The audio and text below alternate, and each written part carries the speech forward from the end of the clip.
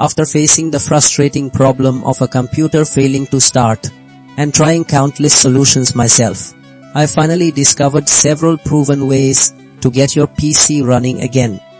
I'm excited to share these effective methods with you right now. This guide will show you how to fix computer won't boot black screen after shutdown, a common but solvable problem.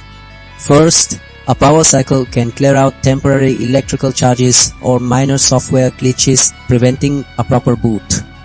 It's like giving your computer a fresh start by completely draining residual power.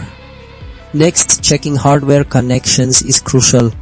Sometimes components like memory or graphics cards can become slightly dislodged, stopping the computer from sending a signal to your screen.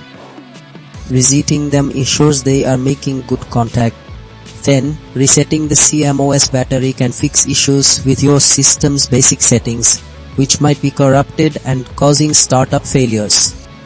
This essentially restores the factory default settings for your motherboard. Finally, booting into safe mode helps diagnose software conflicts. If your computer starts in safe mode, it means a driver or program loaded during a normal startup is the likely culprit, letting you fix it without the full system running. These simple yet powerful techniques often resolve even the most stubborn boot up problems.